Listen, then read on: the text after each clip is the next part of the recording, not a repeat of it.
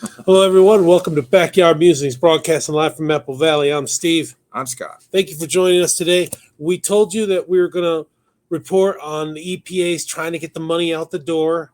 That can wait. We've got Trump's 10-point plan for getting rid of the deep state. We thought that was a little bit more pressing and important. So This is some really good stuff. yeah, I mean, he has got his blinders on, and he is just focusing on getting rid of these people that are not just only have been bad partisan actors. Yeah, but bad as far as he's concerned, personally and professionally. But these people, they should go. When the new administration comes in, they should be able to pick these people because you don't know what they're. Understood, it's their livelihood, it's their career, but you can't think that you know better than the president, whatever president it is, right? Exactly. And that really came forward in his first administration. Yeah. But he's obviously he's privy to that now, and I think he's looking to change it. So, and long term, right? You got to follow orders after he's gone. So yeah, absolutely. Okay, since 1933, that's 91 years, Democrats have been in control of the White House for 60 of those years. That's 2/3 of the time. That's a lot of time. That is a lot of time. Let's just, back in the 30s, 40s, 50s, and 60s, the Democrat Party was entrenched. But it was different. It was a different party. Yeah, the yellow dog Democrats is what my friend says. Yeah. The Truman Democrats. Today's Democrat Party is nothing. Kennedy's Democrat Party was nothing like, But still, it's a long time for the deep state to mature, attract, and retain Democrat-minded career professionals. Oh, it really is. Well, and government has grown. Yeah. What's that word you use? Exponentially since then, too. So well, Democrats, they like the bloated government. They do. Yeah. So Mr. Trump has a 10-point plan to dismantle the deep state. Quote, "Here's my plan to dismantle the deep state and reclaim our democracy from Washington. Corruption once and for all," Trump began in a statement. All right. So first, this is again, President Trump. First, I will immediately reissue my 2020 executive order restoring the president's authority to remove rogue bureaucrats, and I will wield that power very aggressively. Good for him. Yeah. We reported on this in Trump's Agenda 47. We had a whole series of segments. Yeah. He intends to reintroduce through executive order Schedule F, a job classification system that would take current federal workers in policy-related positions out of the competitive service, stripping them of civil service protections and making them effectively at-will employees, which is great, right? Yeah. Fire them for cause, whatever. Cause. Yeah. Not just because you don't like their affiliation, but they're not doing the job. If they're leaking or doing things against the administration, consequences. Get them out. Yeah, exactly. So like that Vindeman. Vindeman was on the call. Yeah, did you see where his brother got elected in that Congress position, House of Representatives. But yeah, he was serving military, right? Yes, Lieutenant Colonel, and you're supposed to follow. It's not. I mean, part of the military deal is you're supposed to follow orders, right? You may not like it, but you're supposed to follow the order. And obviously, he was. He probably got to talking to someone, and. Well, Trump said this. Well, we need to go tell the intelligence. Let's get to shift and tell them and see. That's how it went down. Yeah, or Peter Strzok or some of those other Nimrods. So those involved in the effort to revive Schedule F told government executive last week that they have identified 50,000 federal employees that could be fired under the proposed new authority. This is really the key. The Schedule F is probably the linchpin to a lot of his policies to get rid of the deep state, and just people who the VA is filled with people who are just lazy, they don't want to go that extra mile. Yeah, and I mean these people are getting paid decent salary, right? Yeah, toe the line, do what you got to do, keep your mouth shut, and life is good. Yeah, if not, McDonald's is hiring. Oh no, they got $20 an hour. They got kiosks. That's only in California. Oh, but okay. Anyway. Second, quote, he says, "We will clean out all the corrupt actors in our national security and intelligence apparatus," he continued, explaining that faceless bureaucrats will never again be able to target and persecute conservatives, Christians, or the left's political enemies. I mean, that is so true. That's what they did. That should be. And they try and pin it on stuff, Trump. Right? Oh, this is what Trump does. Yeah. whatever. Crazy. Yeah, President Trump calls for a probe into intelligence community's role in online censorship and a continuation of Schedule F for this sector of government. That's gonna, you leak, you're done, Exactly. right? Yeah. Okay. So Trump's third point is to reform the FISA courts, which obviously, if y'all remember, that was a big deal, right? Yeah. Is they're so corrupt that the judges seemingly don't care when they are lied to in warrant applications, that's just bizarre to me, And why should and if the judge is allowed, actors, if the judge is allowed to get through, then they should be held accountable as well, I believe. Maybe have some other judges judge the judge, just like in Book of Mormon. Got to have checks and balances. Yeah. Absolutely.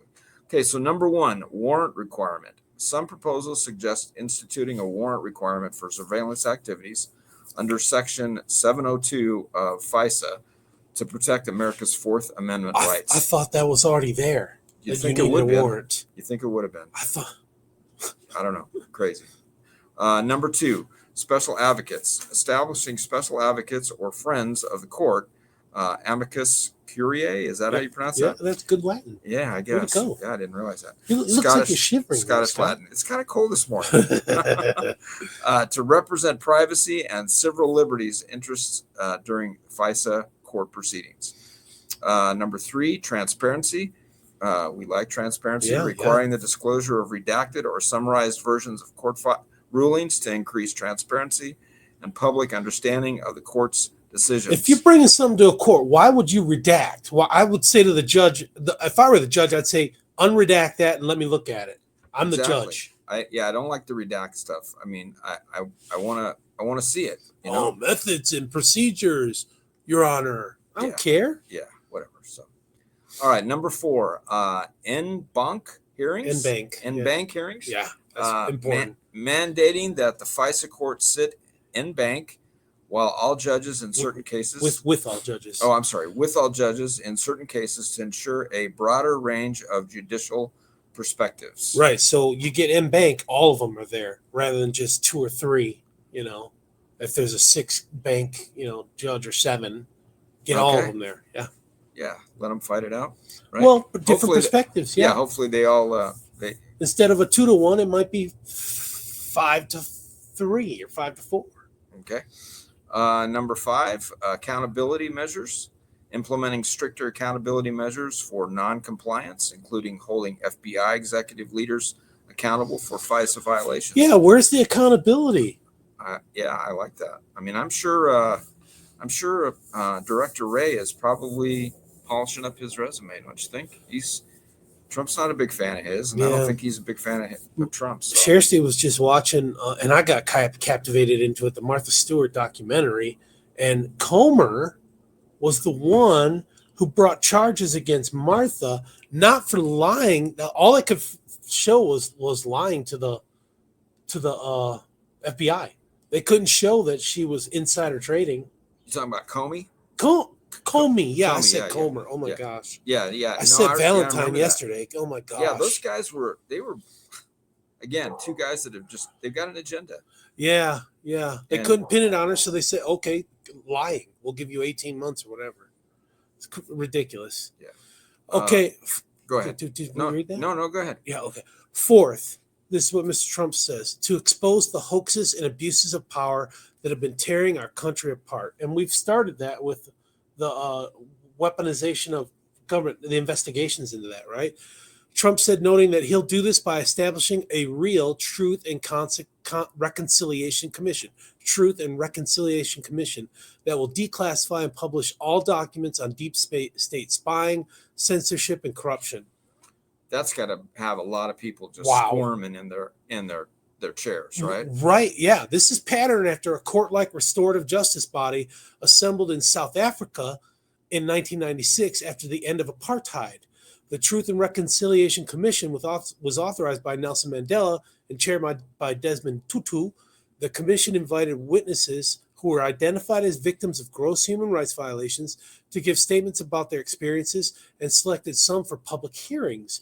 Perpetrators of violence could also give testimony and request amnesty from both civil and criminal prosecution. Do you want to know more? Absolutely. It's like J6, the I people think from that- J6. Yeah, that list, Soccer moms. That list is going to be, People praying outside of Planned Parenthood. yeah. But the people that are going to be on some of those lists that were responsible for some of these actions, they, like I said, they just got to be squirming. It's going to. I hope so. I hope this Yeah. goes somewhere. Yeah, absolutely. This could easily, you could call us a witch hunt, but if you're exposing, stuff that they did, there's got to be a grievance. The J6ers, 6 years in jail just for mostly peaceful protests. Exactly. And I'm not walking on basically public property, right? I mean, yeah. I mean, if they did damage or if they did harm to somebody, they should be held accountable exactly, for damage. Exactly. Yeah. But I mean, they went looking for people that were just in the videos that they could identify, and that's just wrong. Yeah. So, all right. So his fifth point, he explained that his administration will launch a major crackdown on government leakers who collude with fake news to deliberately weave false narratives and to subvert our government and our democracy. Love it. Love it. This will most likely look like restrictions on who can access sensitive information. Limiting staff's access to information would make it far easier to figure out who is talking to people in the media. Yeah. I mean, and the media would breathtakingly take these rumors, whatever, these leakers, and run with it in like a frenzy, like blood in the water for sharks. Yeah, like we did with you mentioned his name earlier, Adam Schiff. Yeah, I mean, he was just that was crazy, and he never backed down from. There's evidence, and then when he testified in closed doors, no, there's not. Yeah, and sad to say, state of California just elected him to be United States Senator. The pride of California. Let's hope he slips up and does something stupid, and which I'm sure he will anyway. But nothing will happen. They hold him accountable, something. Well, keep him off from the Intelligence Committee in the Senate. I hope that's so. for sure. Yeah, I mean, can they do that? Right? Can the chairmen? They can regulate who on the whoever's in power. The minority group can be held off the committees. Yeah. Well, they put him on a different committee. They keep him off the intelligence. All right. His sixth point, the president's point, focused on making inspector generals independent and physically separated from the departments they oversee. Okay, so the Democrats twist this around to say inspector generals are being pushed away from their departments. Now, this is giving them independence here. Change the length of service. To do their job. Yeah, to do their job. Right. Without threat of the boss, whoever's in charge of the agency.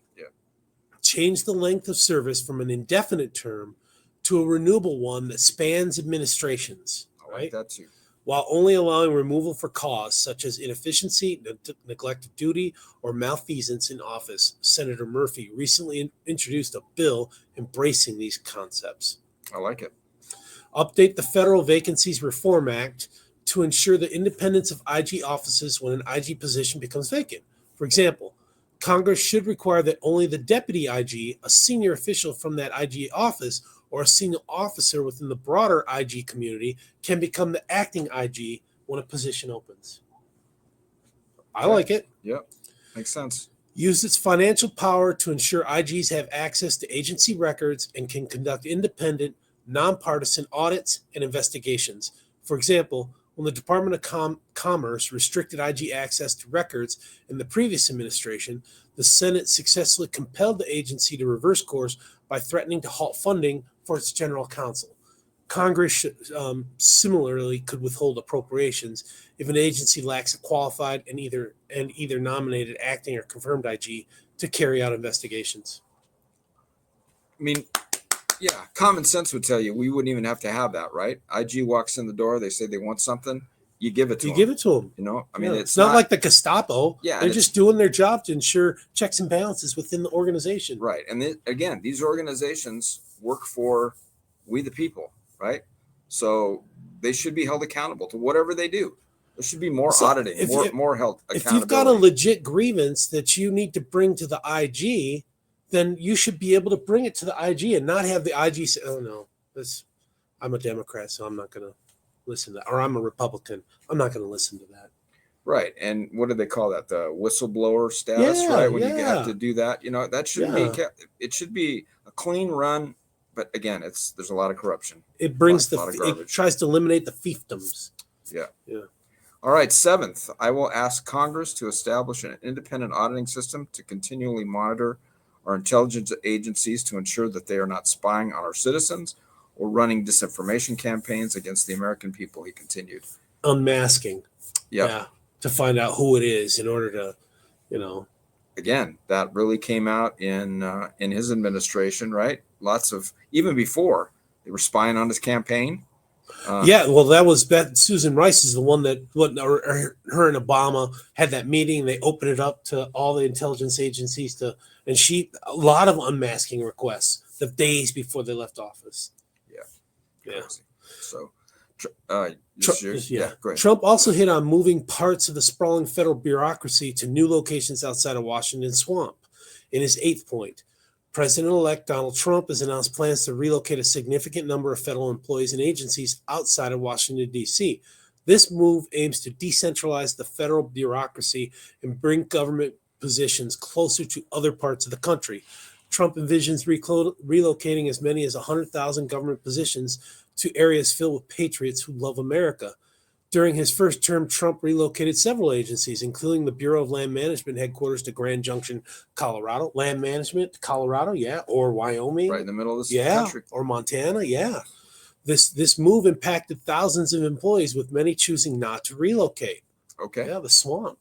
Trump plans to continue this effort in his second term, aiming for a larger realignment of the federal workforce. The goal is to reduce the concentration of federal jobs in the D.C. area and potentially save costs while bringing government services closer to the people they serve. However, this plan has raised concerns about the potential disruption to government functions and the impact of local economy in Washington, D.C. You don't do it overnight. It's like the military. You go where they want you to go, right? Yeah. You may take a position, you may get stationed at a certain base, and it's for 2-3 years. It's great, and then all of a sudden, nope, we need you to go to, wherever. Name an island off the coast of Alaska. Yeah.